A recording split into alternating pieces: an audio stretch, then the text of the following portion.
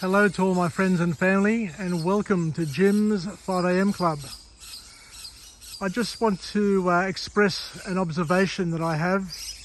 A couple of years ago, I did a vlog from this particular location, which had been ravaged by bushfires. And as you can see, the blackened trunks of those trees in the background, this whole area here was just razed to the ground, and you could just see the burnt soil from here all the way up the hill. And now, 2 years later, this area here is overwhelmed with all these young saplings, these young eucalyptus saplings, and this place here is teeming with life. As you can hear, the birds are chirping.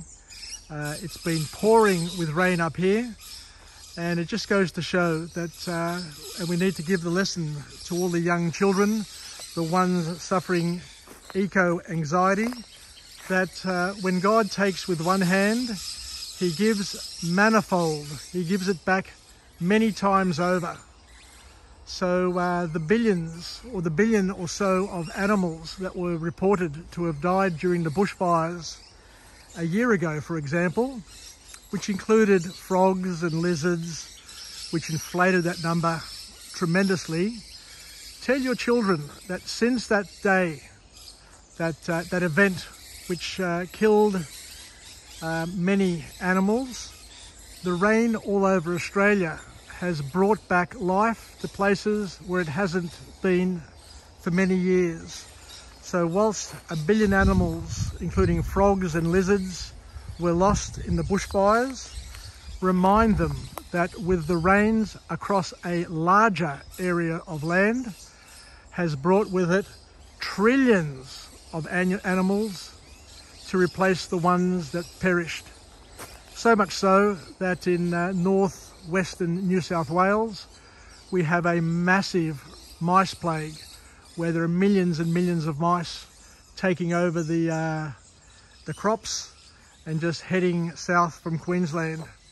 So it just goes to show how quickly things can turn around, and that it's not reasonable nor productive to have eco-anxiety and to worry about droughts and floods, because Australia is an arid country, and it always has been, and it always will be characterised by drought, drought, drought, flood, drought, flood, flood, drought, drought, and so on and so forth.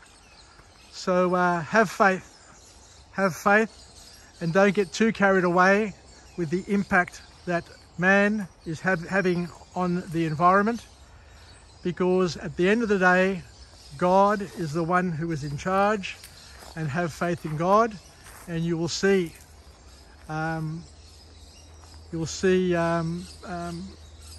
creation being regenerated and replenished in many spectacular ways over your lifetime.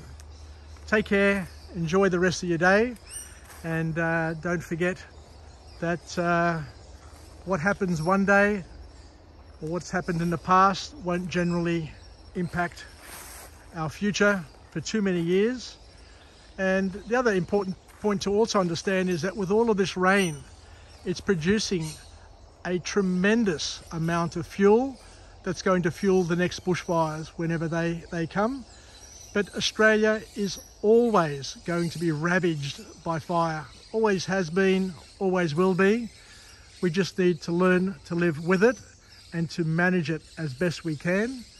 But Australia is a massive, massive country, and to deal with all the backburning needs to have ideal conditions, and those conditions aren't always available, which means that we're always going to have fuel loads, and there's no use in blaming people for those fuel loads. It's just that it's not always optimal to burn off and to reduce those fuel loads, because it takes time, it takes effort, and it takes ideal weather conditions.